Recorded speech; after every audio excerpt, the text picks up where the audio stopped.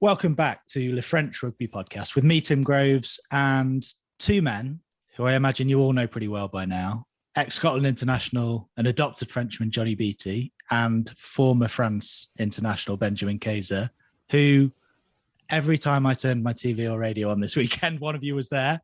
Good weekend? Mate, overall, really good weekend. Quality rugby. France displayed the game that we were all dreaming about, and I'm sure we'll speak about it in more depth and stuff. But overall,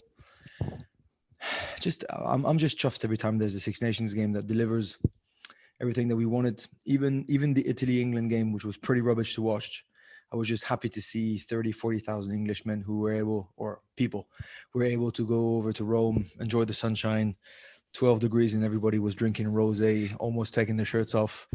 You know, there was the typical thing. But listen, but that's everything that we love about Six Nations. It's the traveling, it's the fun, it's the people having big smiles on their face, and then rugby becomes irrelevant. But on top of that, when in Stade de France you have an absolutely incredible game with two teams that properly went at it, then it just makes it special. Mate, the stadium, like Benji, I know you were in Cardiff, but I almost felt bad for you. I know Cardiff's an amazing place, but you would have absolutely loved Paris on Saturday. It was just amazing, from the pyrotechnics and the vibe in the stadium and the noise and the excitement, all the way through the game that I'm sure we'll talk about. And then it's the after bit as well. You know, if you're trying to make us feel better, you're bluntly making you worse. Right? You know that, right?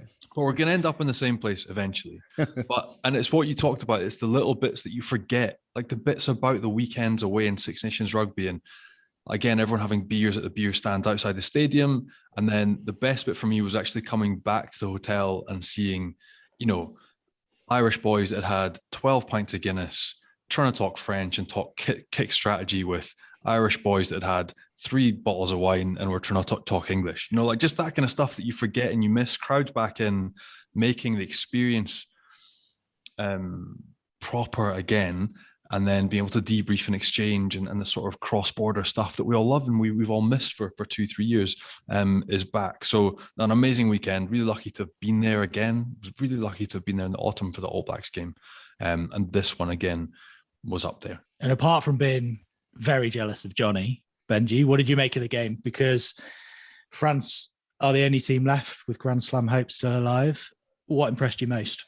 It's not like I can't say that what impressed me the most was Ireland, but definitely to have that'd be a surprise. Accepted. We'll take that. But to be honest, I actually didn't think Ireland could play that well. No. They did really impress me. And what I'm trying to say is that I think what I was the most impressed by is France had to take it a whole different level that I thought that they reached already in November against New Zealand. I actually thought it was a harder game than the New Zealand game, what we were faced against on Saturday. So it's basically to give credit where it's due. We had a fantastic game because there was two teams that were absolutely incredible. So what makes me even happier is that you think when they've reached the top, I mean, if you look, you bring it back 2 years, winning England at home in February 2020 was already the Mount Everest for us, right? France were back and they were smoking the finalist of the last World Cup, and they were doing really well. And you're thinking they've peaked. That's all they can do. And they just gradually get better and better and better. And this one, for me, really feels like a step ahead. It feels like they were seriously challenged, that they could have lost it, that there were some incredible moments. They started off with an absolute bang, you know, and that's what really sort of makes me think that obviously they need the crowd, but they can swallow all that pressure. Antoine Dupont was average against Italy. He was outstanding for the first 20 minutes against Ireland. He was absolutely all over the place. You know, to give you an example, he plays that first line out really quick, leads by example, scores the first try a couple of seconds later. So I was hugely impressed by the tactics. 6 forwards on the bench proved to be key. I was hugely impressed by the opposition. I thought they were absolutely mind-blowingly quick and fast and incredibly better than anybody we faced in the last years. And when you say that you've faced Australia and New Zealand and England, it's a big statement. And I was just really impressed by how France dug deep. Still, I feel it was an all-around best performance we've seen in 11 years. Let's just put it that way. So that's how impressed I was. Well, you mentioned the opposition, Benji, and how impressed you were with them. And it's about time we got some balance on. Let's get an Irish perspective on the game. Former Ireland hooker and ex-Grenoble coach Bernard Jackman joins us. How are you? Hey everybody. Thanks for having me on. We just heard Benji's viewpoint. He was impressed with Ireland. What did you make of the game? I thought we showed a lot of character, a lot of spirit, good fitness, because we were completely dominated, to be honest. I mean, if Ireland had won that match, it would have been one of the greatest mysteries of all time. If you look at physical dominance, I thought France were incredibly impressive. But Ireland, when they got that opportunity to kick to the corner, they mauled over once well. Gibson Park took a try well, and we got a lucky break for the Mac Hansen try, and Carberry kicked well. So we stayed in the game. France's discipline is probably the one area that they need to improve on. I know they're working with Jerome Garces. They do give up penalties, sometimes quite needlessly. Now, they are a team that go after you at the breakdown, so that's always a risk. But yeah, for us to get a losing bonus point, I think is a really good result for us. And now we got to hope that France slip up. But I think the Irish team are on a good trajectory. We probably lack a bench, to be honest. I think that, France were able to change the whole front five by the 55th minute.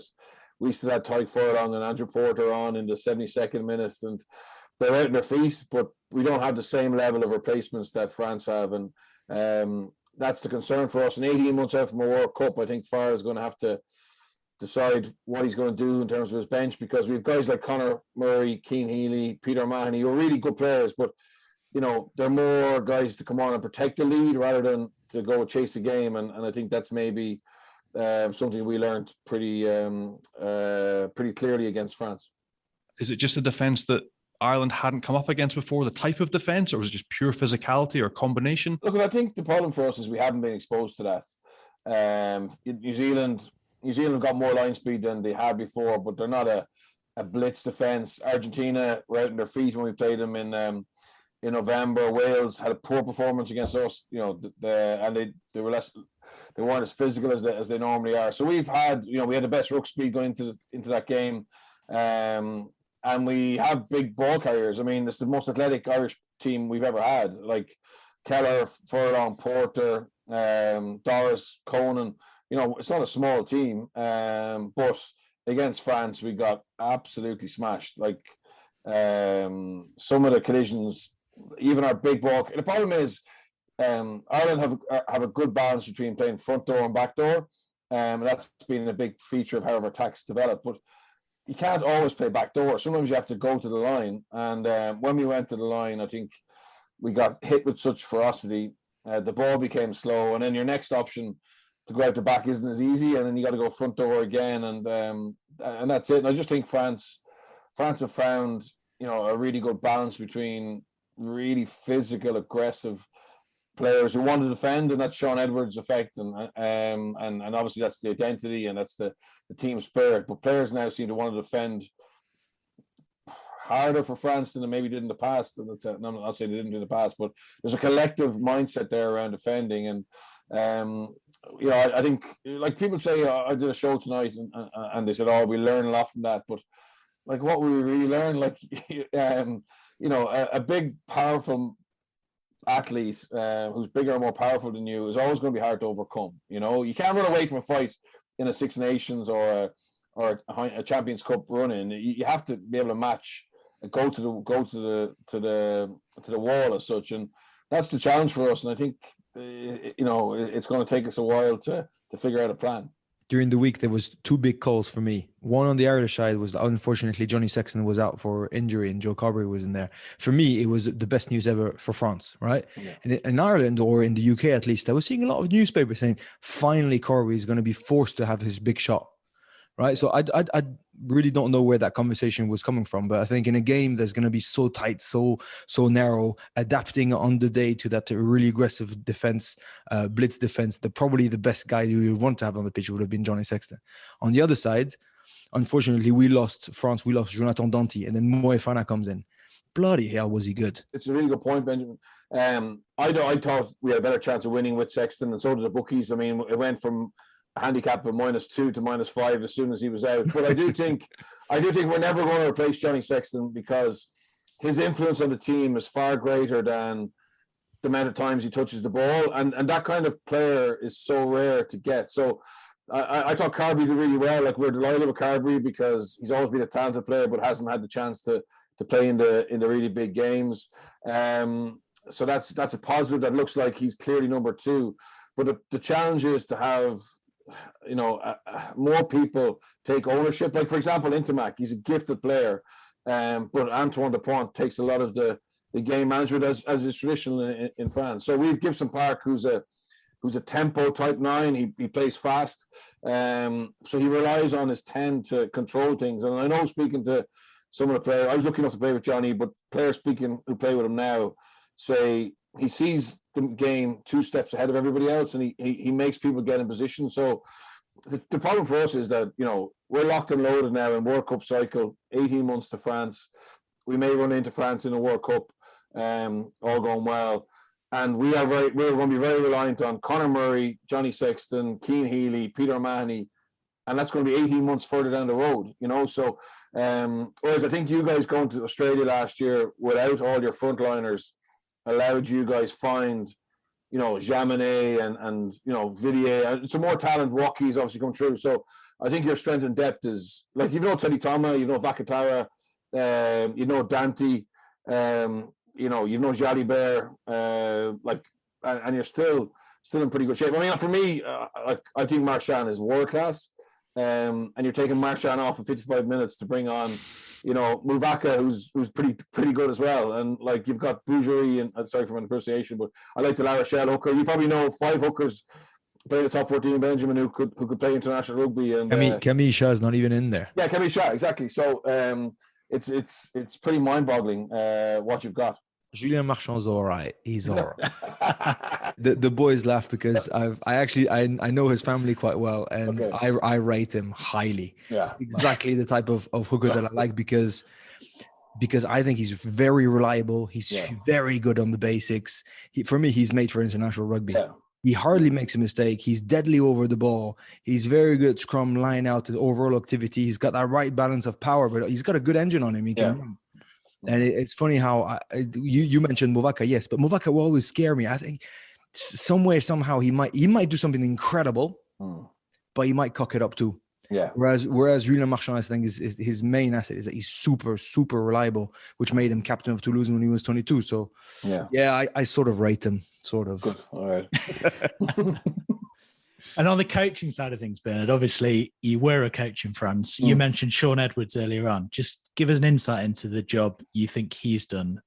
Yeah, look, he's brilliant. So when I went to so Gatland was my first ever coach in professional rugby in Connacht, and he told me to go to the Dragons. It was a good project. Now, he lied to me, but no, I got to spend some time in Welsh camp trying to learn. And Sean Edwards is phenomenal, and he keeps it so simple. I know good systems should be simple, but it's his ability to get players to play for him.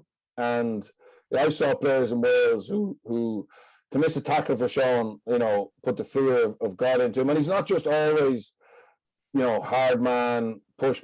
He's got a softer side. He's able to build relationships. And I watched some of the stuff from, he's trying to speak French as much as he can. But I just think he was a brilliant appointment. But also, my understanding of it is that when he was approached about the job, and he obviously knows France very well, having coached Wales for so long. He insisted that there was no point getting him unless they brought in a kicking coach, Flock Killier. And he's like, well, look, I can put the best defensive system in the world, but if you kick really poorly all the time, no defense is going to be able to withhold that. So himself and Flock Killier, built their kicking strategy, and obviously, I think both are much improved. Obviously, I think they're fitter than ever they were. And then you've got Fabian, who's obviously very intelligent, and then you got Raphael at the top and Lauren Abid. Like it's a very nice staff, you know what I mean? And from my opinion always was that maybe, I know they paid Guy Noves big money, but good money, but it didn't seem to the most money was to be made in the top 14 or coach somewhere else. It was kind of federation coaches doing the national team, whereas now I think you've got guys who've been at the top level and they complement each other, really well. But Sean Sean has them revved up, and it's very similar to what they did in Wales, but his big focus is slowing the ball down with 2-man tackles. But what he's doing with France that he couldn't do with Wales is like really being aggressive on the counter ruck.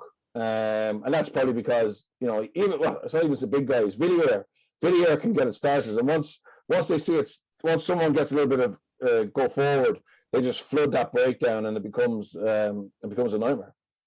Saw a really nice piece in French media this morning. Fabien Galtier was just saying that when they were handing out the jerseys on Friday, Gabin Villiers stood up in front of everyone and said, "Lads, this weekend it's going to be absolute war, and I'm going to be at the front." And he absolutely freak show for the size of him. What mad. He gets through, and again, from being turned away at Rouen as a scrum half, being told, "Mate, you can't pat, you can't catch, you can't kick. Your heels click together when you run. Go and do something else." Like to where he is now.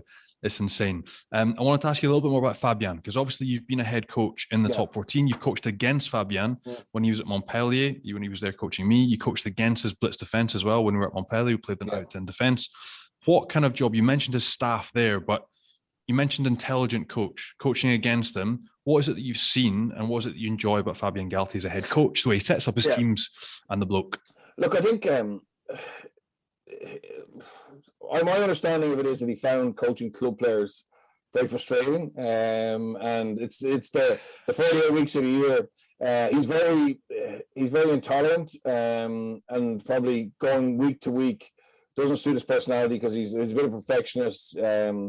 He struggles to see why people can't see what he saw when he played, and I think now he's got a gifted group who can do what he could do, and he's obviously a phenomenal player. I know that Joe Schmidt, who's a real technician, would have copied or used a lot of Fabian's straight plays, and saw him as a very. To be honest, in Ireland we've seen him as always being the most technically gifted French coach. I also think tactically as well. I think the problem was maybe personality in terms of being able to build relationships with players, being able to deal with that week in, week out. But I do think now, going into a block of Six Nations, November, I think that's great because he can just really focus on building things. And I said now he has a group of players who can do what he wants and maybe more. So but I always found him a real so even when we're both head coaching in Grenoble and he was in Montpellier, we both did a bit of TV work. So after a top 14 match, it was difficult to really get on well with an opposition coach or both get on a bus or whatever. But I used to get to meet him at Six Nations games or in Europe, and you'd have 4 hours in the press box, or you maybe sharing a cab back, and he knows the game inside out. And I'm delighted to see him because obviously Montpellier ended badly, then Toulon ended badly, and you'd wonder was he going to get back into it, but he seems to have got the perfect job with the right group of players with the right target of being a World Cup. While we're on your time at Grenoble, you were there for 5 or 6 years. So how did that move come about? So I wanted to play in France, but it wasn't good enough. So I said when I retired, I'd try and get a coaching job there. And a guy I played with in Connacht was the captain in Grenoble. We were in the second division, and we actually lost. We lost a home barrage, so we finished second in Pro D2. Or I wasn't there this stage, but they finished second in Pro D2 and lost to Bordeaux, who finished 5th in Stade Lidiger in Grenoble. So you can imagine the club obviously having finished second, probably thought we've a great chance of going up, and to lose at home in a semi-final was a big blow. So the coach had Fabrice Landreau, another hooker, was the director sportif. He kind of spent his budget for the following year, but he realized it's going to be hard to go back to the Pro D2 again with the same staff. So he said, I'd love to bring in someone to do some defense consulting. Don't have much money. So we basically did a deal that I'd go for 6 weeks in preseason. The preseasons in France are pretty short compared to obviously what we would have been used to, Johnny, in Ireland or Scotland or England. And so I went for 6 weeks. We shook hands at the end of that 6 weeks that if Grenoble got promoted, I'd go back full time the following year. So I came back to Ireland, was doing some media, was doing some coaching here, and went back, started doing video stuff. Before all virtual meetings, I was sending back clips Thankfully, Grenoble got a really good start, and a really good start of the season. We ended up winning Pro D2 pretty easily, and he brought me over then full time the following year. I ended up staying for 5 years. It was great, but we had a problem with money in the end, and our benefactor Serge Kampf passed away. The guy who owns the Jetty and Capgemini, and there was a bit of a run on the bank, and we had to start selling. We sold Paul Willems actually to Montpellier to try and pay the bills. So I wouldn't mind having kept him. He's a pretty good player. Just give us a picture of what coaching in France was like then, because that was you went there in 2011 and left in 2017. It's very different if you're with a club who are playing for the Manchan to stay up. So like it's you target games, and then we were sending players on a bus like who should never play in top 14 because we need to get our GIF quota up. And I wasn't head coach the first 3 years, but when I became head coach on a Monday, he'd have to go to the president with the team, and he'd look at the number of GIF and he'd be like, no. It's obviously different now because there's less non-GIF in your squad. But we had because we got promoted, we got promoted from the Pro D2. The best GIF players were already in top 14 clubs, so you're allowed 2 extra foreigners for your first year anyway, maybe for 2 years. So we were very foreigner heavy, but also we had to get to a certain level to get the money back from the league. So that was interesting for me because you always think as a coach you pick your best team every week, and it wasn't really the case. Obviously, you target matches, home games are crucial. You try and pick up 3 or 4 away from home. But it was brilliant. I mean, we had a lot of guys who played Pro D2 for 5, 6, 7 years. And for them to play Toulouse, they dreamed about that. So, emotionally, they were on a different level. And then the longer you stay in top 14, the better you have to be technically and tactically because that emotion wears off. So, but I loved it. I mean, it's a phenomenal league. And, going to places like Bayonne, Biarritz, Clermont, Toulouse, the atmosphere, the hype, the buzz. So we were playing a stadium, Stade des Alpes, which is a great stadium. It's a great stadium. First couple of years we were getting 20,000 sellouts.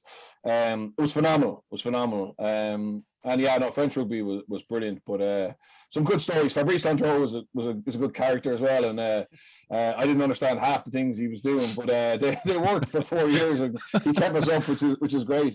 Did he do Benny B? Did he do this song? Home win, every home win he did the Benny B. Fabrice Landreau is a Stade Français legend. He was a Grenoble with the Mammoth, the pack of the Mammoth in the 1990s, where they were absolutely massacring everybody, just pure size. And then he came up to Stade Français and stuff and did really well, got into the French team, retired from Stade Français, picked up the academy. And I was a 15-year-old, fat and very, very pale hooker at the time. But he kind of liked me. So he got me all the way to the first team and stuff. So I've got a close relationship with him. But he's renowned for his song of Benny B, which is like a French rap or whatever. But he does it shirt off in the bus. Benny B. Whatever, he just does it, and he's a legend. Brilliant, absolutely, but he's a legend. But great story about him. So, Anglo-Saxon mentality, right? So you're every game you try and win. But he was brilliant at targeting games, and half the fun was on a Monday morning he'd be looking at all the other results, and then he'd be looking at the calendar, and he was saying, right, Brive are going to go to Racing, they get 1 point there.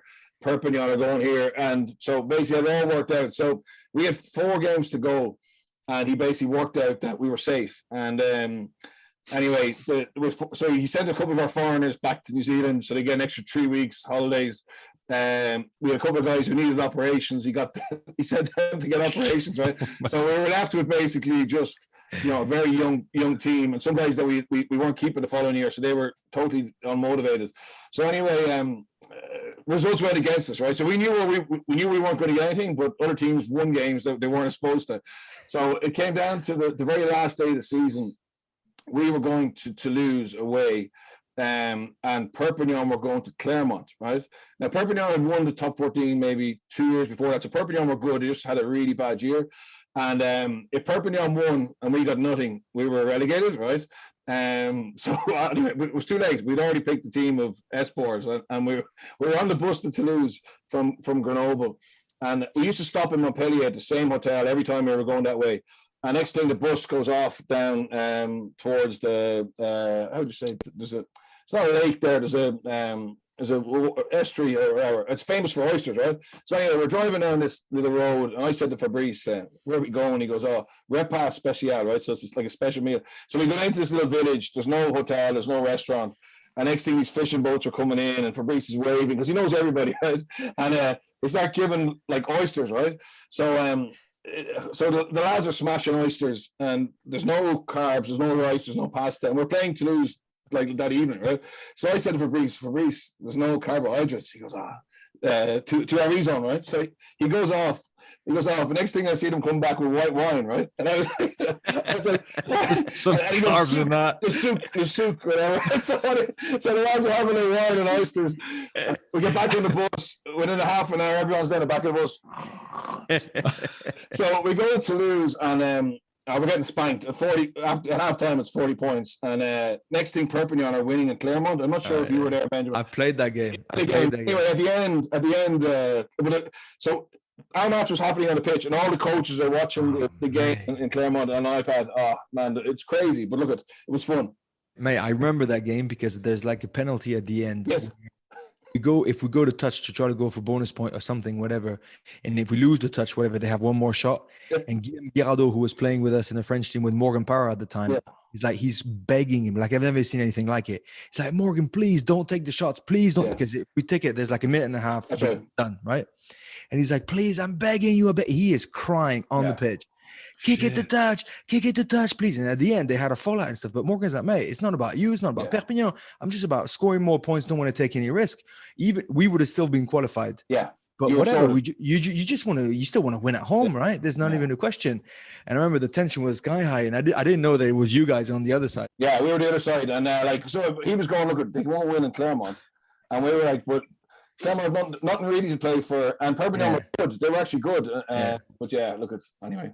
Yeah. Bloody hell. Saving the boys on the oysters and wine in the pre-match meal, mate. That's what you were saving. I was going to ask you as well, did you not, was not something stirred up at Grenoble when you were coach? Did you not ban them from desserts for a bit as well? And that caused absolute uproar as well. That was exaggerated. So so basically what happened was we went up to Alpe d'Huez for training camp because it's very hot in Grenoble in the summer. So we used to try and go up to Alpe d'Huez to get a little bit of fresh air and train up there.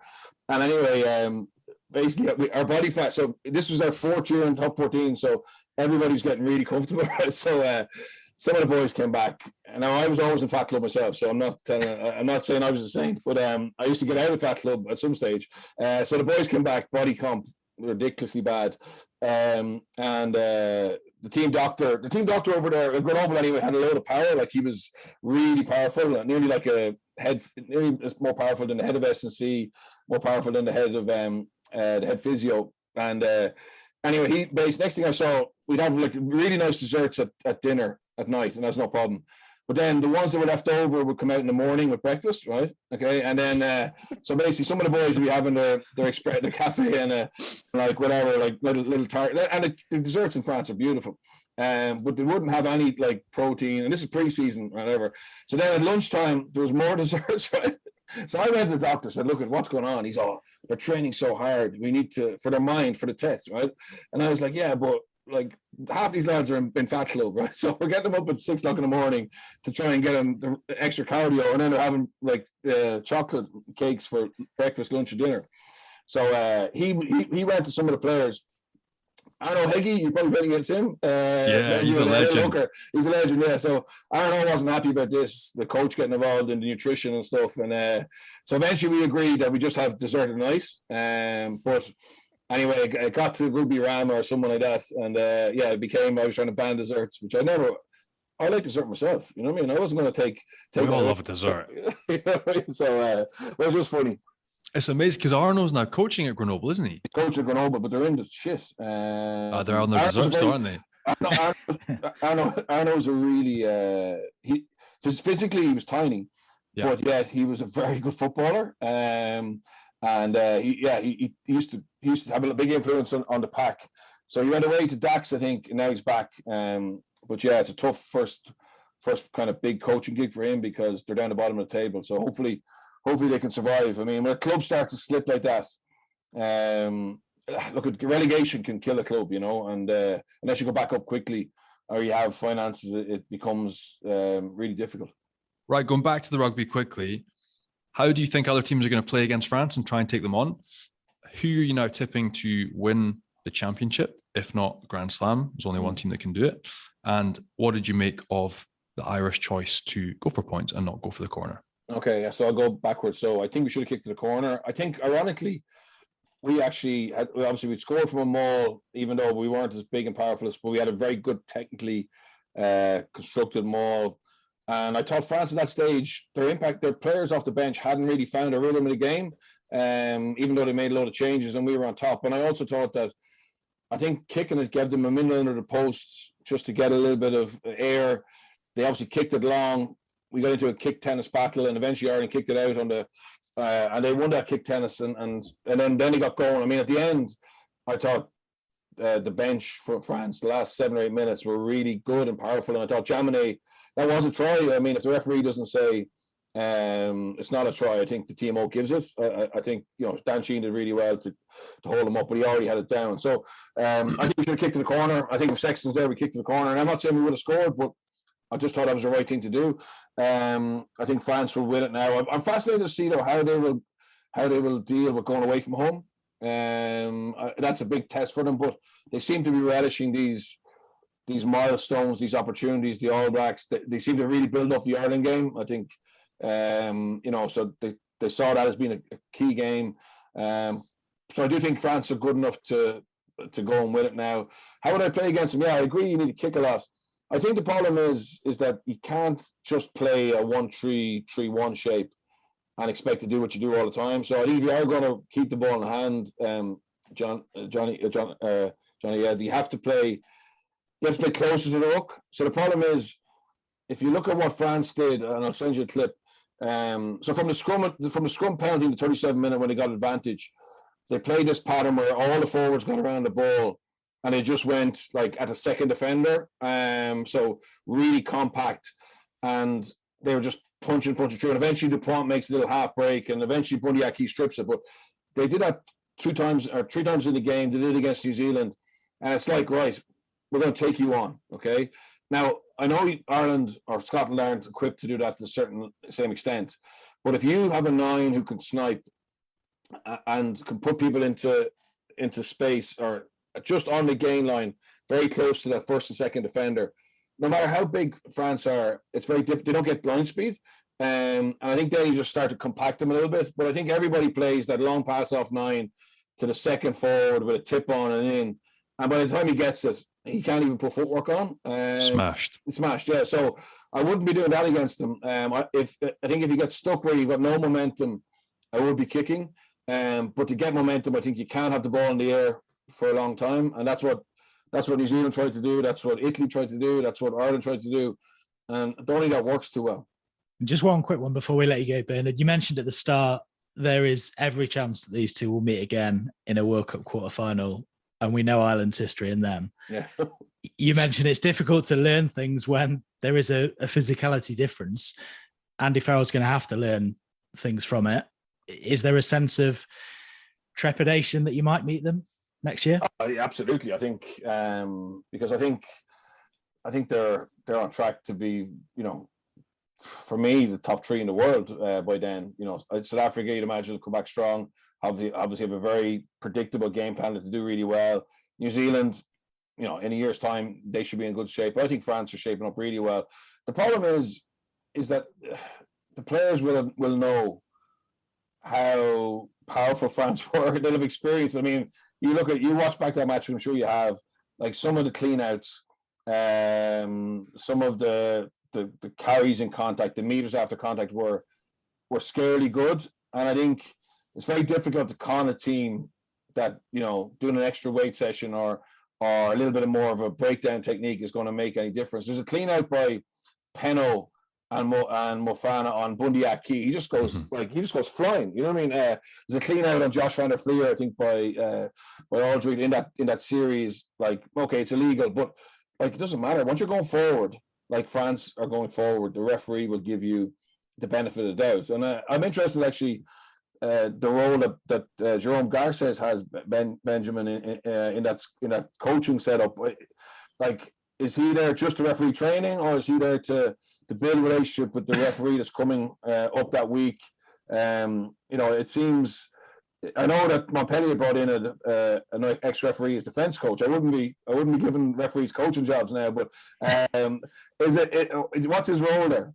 I think you're a clever bugger, because definitely a big role for him, and you know how important it is before a game, especially international game. A big role for him is to sneak in information into the refs before the game. Yeah, I mean, I think Joe Schmidt is worldly renowned for the amount of information he used to send to refs before a game. And it was almost too much to the point where they're like, mate, we only have a week to look at them. Keep your clips for you. It's just simply too much, right? So you're completely right. He's there for that. But it's also feeding information, which is fair, which is true, and with the relevant amount of expertise and pointers that make it digestible for refs, right? To you can sum it up in a way that will actually speak to them. Secondly, he definitely works very much a bit like what Richard McCaw used to do. What's the rule? How can I get around it? Yeah. Type of mindset. But thirdly, which is the main reason why France are doing so well, is that I think obviously you experienced Grenoble, but I was in the French team for 10 years. I thought I dropped 1 or 2 levels of intensity during the weeks whenever we would come up for the French team. Fabien Galtier has transformed this, and he called this the high intensity workouts, whatever. They do basically a full on opposition for 25 to 30 minutes every week. And it's usually on the Wednesday. It's a full tilt, apart from don't kill yourself. You know, that the famous 90% rugby, which intensity, which doesn't really exist, right? It's either 100 or 50. And they do that with a ref. So they were full tilt, non-stop, repeating those efforts of how exactly what you mentioned. Damien Penaud, let me tell you, if he does a clean where he melted somebody, that means he must have tripped over something, or he was really, really scared of being dropped if he didn't do it, because it's definitely not something that he likes. So his role is absolutely huge. Figuring out ways around the rule with players, especially around rucks and around the forwards play, feeding information to the refs before the game, and potentially getting feedback after the game. Yes, getting their points across, because you know that the winners sort of dictate the way that the games are refed 100%. And then there's also a big element of those Wednesday high intensity sessions that he refs. There we go. Thanks ever so much for coming on and sharing your insight, Bernard. And mutual love there. Benji said before you came on he was impressed by Ireland. Fair to say you were impressed by France. No, absolutely, yeah, for sure. No, and look, guys, thanks for having me on. I listen to this podcast as often as I can, and I really enjoy your expertise, analysis, and fun. Thanks a lot, mate. Thanks for joining us, Bernard. Okay, take it easy, guys. Bernard pretty much nailed everything in his coaching analysis there, but anything to add, guys? The only thing I can add is that when he says he doesn't want to go back into coaching, he's bluntly lying to us, man. He's made for it. He's made for it. He absolutely adores it. You could tell he's got a big smile on his face when it's about having a look at who did what and how, and understanding things around it. No, I think he's got a really great rugby brain with a lot of expertise and love for the game. But look, what I adore is that when he asks questions about France, is because we're basically setting the trend, which is the first in our history, pretty much. We used to be, the French flair and all that. They were not setting the trend. They were just making sparkles from time to time. But now we're clearly leading the way in terms of the way that rugby is played at the moment. So this is extraordinary news. Right. So a very quick chat about the other games at the weekend then. Johnny, Scotland, what happened? Another false dawn? Just not accurate and disciplined enough when we needed to be, didn't control it well enough. Again, the crazy thing is, the past 2 years have been no crowds, right? Scotland get an emotional roller coaster. They beat England in a smash and grab. Then you go down to Principality. You haven't won there since 2002.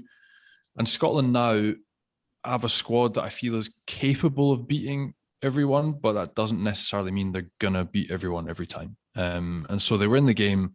They've lost by 1 score, and they just didn't control the game at moments that they needed to. It was hugely physical. Like, I think Wales did really well to reduce their game plan and make it really tough for Scotland.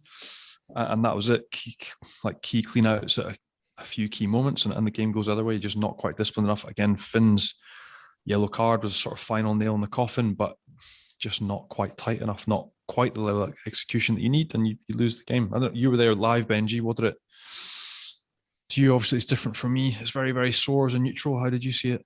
Yeah, I was there commentating for French TV. It was definitely not the same level as France Ireland in terms of intensity and skill and all that. But I really did think that it's a wasted opportunity for Scotland. The game was there for the taking.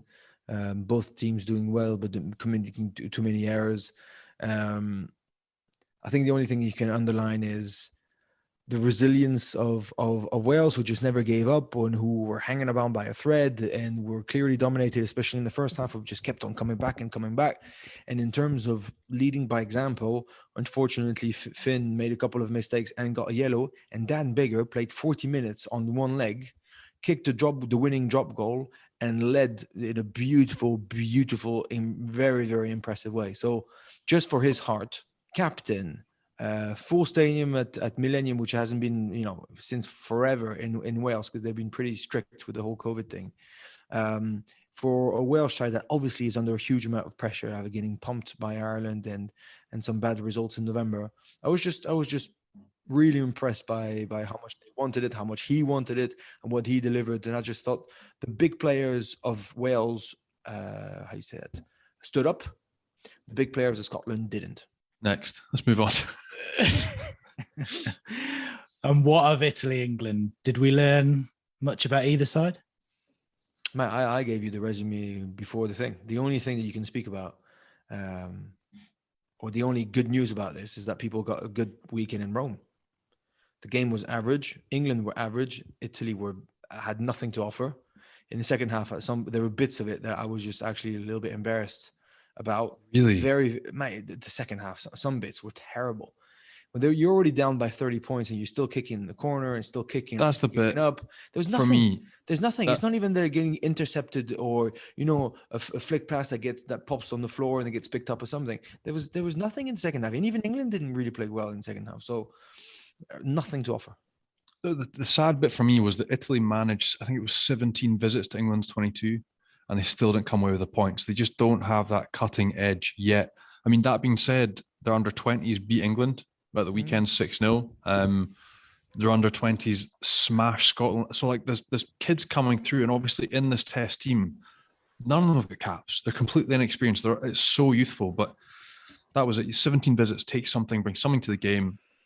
They scrapped. They tried to grind it out, but then again, for me, you hit the nail on the head. The bit that I almost turned off the TV was, I think England had maybe 50, 60 minutes, an attacking maul that sort of comes to nothing around about the halfway or 40-meter line for Italy, and they box kick. And I was just like, just come on, something different, spectacle, a change in mindset, because you've got the players, you've got the caliber, but it's like they're so set in their ways.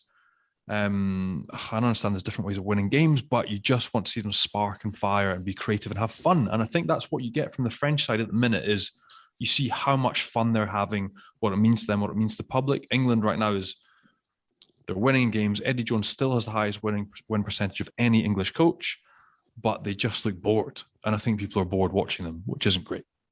Yeah. But if there's one last thing I know on a positive for Italy is to say that a long time ago, there's a mate of mine who told me that the under-21s, the Italian under-21s were doing well. There was a strong generation that just got chucked, and they were only 20, not even 21. They were still be able to play for the under-21s. They got chucked in the first team and went to New Zealand and got pumped, but then stuck with the friend in that national side. And those boys are Martin Castrogiovanni, Sergio Parisse, Gonzalo Canale, and the Bergamasco, probably Mirko Bergamasco. Mauro was already playing for the national side. So if they have under-20s that are good, mate, get them on that bus. Like not in 2 years, now. Because they won't do anything. And get them in. But get them in now, and at least they'll get some experience, and you can get excited about it. I want to see a 19-year-old Italian side, and if they get pumped, they get pumped. I'll be the first one cheering on for them because these boys are getting better by the minute. Well, we've chatted about the games, so shall we have a quick look at how you're doing in the Guinness match point predictor? Do you know? No, I don't know. I must have done really well in the first round. Second round, I was cheering on for Scotland, so I must have buckled down for that one. But the rest I did good. Second round, not so good, Benji. Johnny overtook you this week. Yeah. But he always does his predictions after me, though. right? I do And it he's before the just game. surfing Oh, on it them. just has to be before the game. It doesn't matter if they're after you. It's like I'm doing them John- after the final whistle and cheating. Johnny, you are third in the Guinness Legends League. Well done. Very nice. I'll take it. Well, there's no Six Nations games this weekend, but that doesn't mean there's no chances to win prizes. There is a Guinness Sports Quiz on the Matchpoint app this Thursday. No doubt you'll both be taking part. Yes. I'm in. The format is simple. It's like a pub quiz. You got 10 questions to answer. You're marked on getting the question right, how quickly you do it, score more than 200 out of 300 points to beat the quiz and bag yourself a free pint of the black stuff. Free black stuff. I'm in. Right. Let's do a trial run. 3 questions. Which player has scored the most tries in this year's Guinness Six Nations? Well, Gabavilier. It has to be him. He scored 3 the first one. I was going to give you multiple choice options, but you bang on. There you go. You're already winning. You'll both know this one. When was the last time France won the Six Nations? Won the 2010. Six Nations 2010. Yeah. It was a Again, grand you slam. don't need I got all right. extra points. Extra Hey, points. you make them harder, Tim. Come on. Which player holds the all-time Six Nations point scoring record? Dimitriashvili. It's not a Frenchman, Benji. It's not a Frenchman. Sorry. Johnny. O'Gara. Nearly. Nearly. O'Gara. Nearly. Well done, Johnny. There you go. Do you know how many points? Between 500 and 600. 557. Well done. Ballpark. I'm in there. Bonus point. When are France and Mexico win the Six Nations? Oh, hello. Oh, gee, 2022. Johnny? They've got it in them. I think they've got it in them this year, mate. I think so. Hard to argue with that. To take part yourself, just fire up the free Matchpoint app on Thursday of this week and head to the Guinness Sports Quiz. And in the meantime, there were more than 20,000 pints won last week. For anyone who has a free pint to claim, head into the Pint Predictor, go to prizes, and you'll be able to find more than 3,500 pubs where you can claim your free pint of Guinness. Beautiful. Right. It's about time we did our meter moment of the week, isn't it? So do you want to go first, Benji? Yeah, I'll go first because I'm sure Johnny, and completely rightfully, will pick out some incredible moment between France and Ireland, most probably in the French side. And I think you will be totally right. I just want to give a big old shout out to Dan Bigger. I thought he did incredibly well. So my meter moment would be his last, especially his second half against Scotland, where he was absolutely on one leg. And he took a couple of big hits just before halftime where he stayed on the floor, and then he got backed up and he limped his way back in.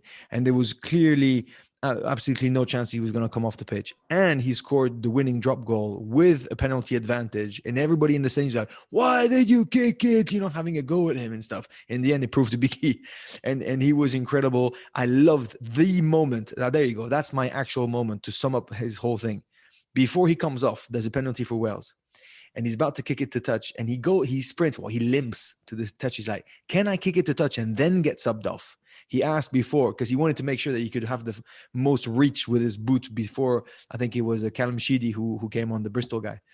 And so that's, leading to the absolute last glimpse of moment that he could. And he found a beautiful touch, chucked the ball, fell on a chair. And I was really, really impressed by him. There was a beautiful interview with him by the end. He got a cheer by the whole crowd. And I think he was pretty chuffed. I didn't even connect that it was his 100th calf, but that's bloody hell. That's a huge achievement. So my meter moment would have been when he decided to kick the touch before he got subbed. But overall, his second half where he showed incredible resilience and grit, just a big set of nuts, really. And I was really impressed. Benji, you've got me. I was going to go for a big defensive performance, the blitz defense, Gabin Villiers announcing during the week, it's going to be freaking war and I'm going to bring it. I'm going to be the instigator because it was a phenomenal team performance by France. They're now the only team unbeaten and still tilting at a Grand Slam. But my meter moment of the week was also Dan Bigger. So you've got me. I thought the exact same as you. The way they got humbled as well in Ireland the week before, they needed an emotional change, as did Scotland, to continue and potentially win that game. But the way he led on his 100th, the way he kicked, a huge day for him. Him and his team, they found a way to grind it out back in Cardiff at the Principality, which is such a hard place to go. But 100 test matches just in itself is phenomenal. But the way he led, the way he kicked, and then also the moment for me that I actually really enjoyed was him with one of his kids on the pitch after the game. I thought that must have been very cool to have done that for your country, drag them back, win the game, not single-handedly, but a very important piece as captain as well on your 100th test. So my meter moment of the week was also the performance and spirit and character shown by Dan Biggar this weekend. Well done him against Scotland. Pains me to say it, but well done you. That was Benji and Johnny's Meter Moment of the Week. And Meter is the world's #1 wireless meat thermometer, recently making over 11 million cooks better with their game-changing app and completely wireless Bluetooth meat probe. If you've ever said your pork or turkey's dry, then Meter's for you. And you can use it on a barbecue, in the oven, or in a pan. Enter a whole new world of cooking and join the Metaverse at meter.com. And just use the code FrenchPod10 at checkout for 10% off any full price item as well. And from the 11th of February to the 11th of March, you can be in with a chance of winning a trip to Marcus Borden's UK barbecue school in the heart of the Devon countryside with every purchase of an ultimate bundle. Ooh la la. Just find the golden ticket and enjoy a day in the smoky, meaty paradise of Country Wood Smoke HQ. For more details and to be in with a chance to win, visit meter.com and look for the ultimate bundle. Willy Wonka's golden ticket for beef. Is that what I'm hearing? Smoky paradise with the gold. I'm loving this. The stuff Devon that your as well. Let's dreams get are down made there. of, Benji. Mate, it sounds pretty dreamy, I must say. Shall we briefly touch on the top 14 before we go as well? No. We'll start there then, Benji. I wasn't gonna, but it was your favourite game of the season and didn't go too well. Mate, there's something wrong with my boys. So, no, for one, I'm not going to speak about their defeat in Brive. Rubbish game. They got melted. To be honest. What, on the oysters and wine pre-game or just like during the game? No. Just they got taken on everything that I hate to admit, but they got taken on heart. They got taken on determination. And Brive got a shit ton of that, and they did well. So the only good news is that there's a young, exciting 10. I think it's Miche, his last name, Gabin Miche, who looks pretty handy, pretty good, pretty hot. The also good news is that my mate Said Iresh announced that he was staying at Brive for another year, and he's a top human being. And he's going to do really well. But in the end, in the derby, even if I don't think it's a derby of the Massif Central, they got melted in the end, and that's disappointing. And it's the up and down sort of performances of Clermont that are getting a bit frustrating. Even though I am mega excited about Champions Cup 8th of final, Clermont Tigers. That would be ideal. Home and back. That'd be a perfect way for me to call it work, but also to have an excuse to go back to Clermont and then to go back to Leicester. So I just want them to be better than what they were last Saturday to seriously have a chance to actually, causing an upset at Welford Road, because otherwise it will be a long afternoon. We don't want to talk about Clermont too much this week, Benji, but we'll ask you about Toulon then, because you know Franck Azema very well. Yeah. Johnny, we spoke about it last week and you mentioned Pierre Mignoni's name. Now he's leaving Lyon, being linked to Toulon. I don't know if you've got any intel at all, Benji, but they had a big win this week against Bordeaux, but also Ebenet Sabeth is off at the end of the season, early in his contract. Carbonell's going to Montpellier. What's going on with Toulon? Clearly something Exodus. Not great, that's for sure. Listen, I think Carbonell is a little bit different. Carbonell has been under a lot of pressure to start.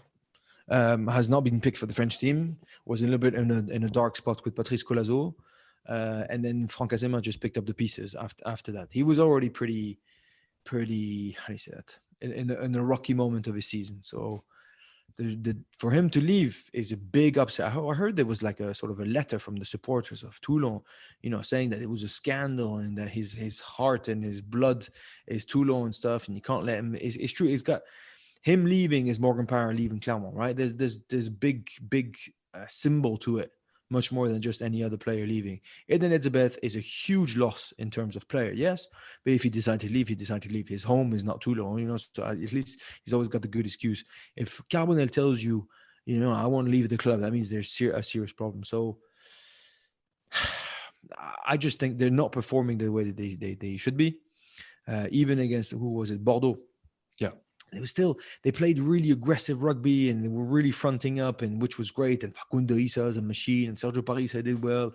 Eden Elizabeth was on the bench, was on the field, and Serin and Cheslin Colby fullback, whatever. Mate, they've got some serious players. But Cheslin Colby, for instance, the day that he does half as good as what he used to with the Toulon shirt on, you call me, because at the moment he's nowhere near his level. And I'm not saying it's because of him.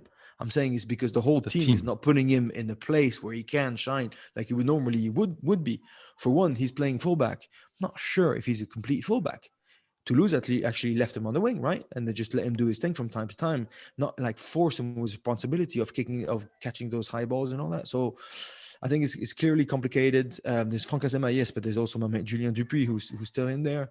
I think if Pierre Mignoni is from Toulon, right? So he's always been he's the boy from there.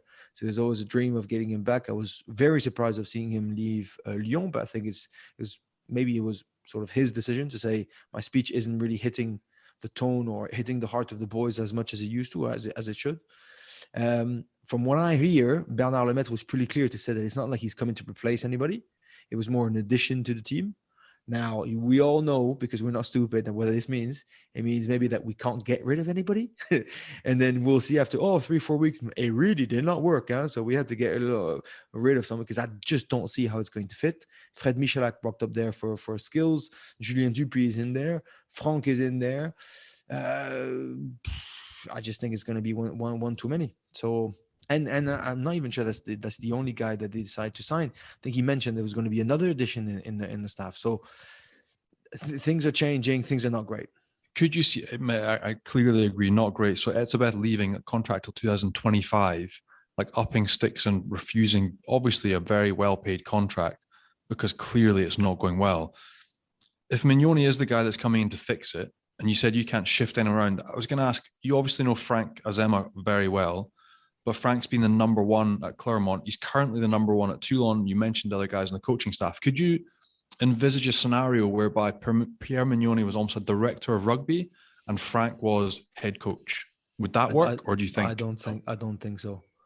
I don't think it would be. Crazy. unless Pierre decides to be. It's true that now you say that, Bernard Lemaitre did say that he was keen on Pierre Mignoni, not just for the team but just for the whole club.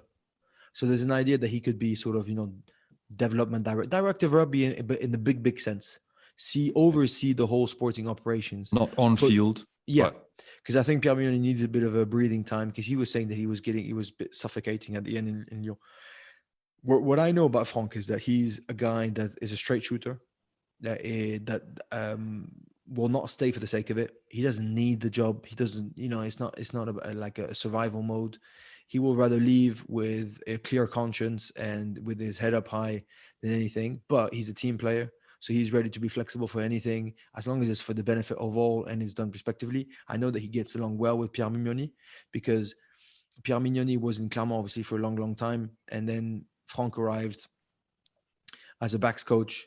And I'm pretty sure they might even play together just briefly in Clermont, and then and just missed each other in terms of coaching. So a lot of respect, a lot of admiration on both sides. Zero trouble between the two.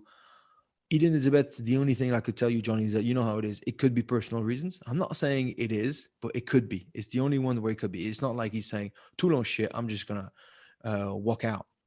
He did say he wants to go back to Safa for personal reasons, so there could be something a bit deeper in there. And Johnny, Toulon won at the weekend, and we're talking about the trouble there. Toulouse, 5 defeats in a row. Is it just a case that they've got so many internationals, they're all away, or is there more to it? No, it's just they've got so many people away. Even when they've had a few of them back, they haven't looked themselves. They look shaky. But when you take away Gelange, we talked about Marchand, then you take away 2 hookers from any team, like, you're going to struggle. You've also got Cyril Bay away, Anthony Gelange, Antoine Dupont, Ntamak. Like, you're taking away the heart and core of a team against sides that aren't losing anybody at the minute. Toulouse have got the highest representation with the French team. So it's going to be a tough period. It always is. They're the team that always gets hardest hit.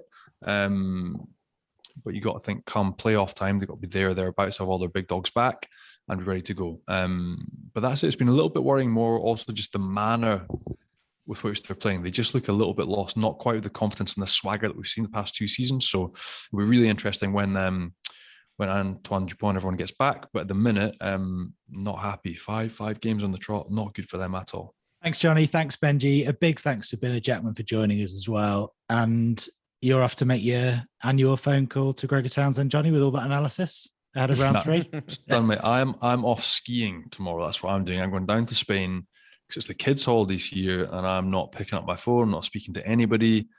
I'm just going to look after crying kids, trying to get them in ski school and trying to have a nice time for 3-4 days. So I will see you next week and chat to you then. Enjoy. Yes. Thanks, guys. We'll be back next week to look ahead to Scotland, France. And thanks to all you guys for listening as well. Make sure you hit subscribe, leave us a nice review if you can as well. Check us out on RugbyPass and on YouTube. And we'll be back next week. Au revoir, guys. Cheers. See you, fellas.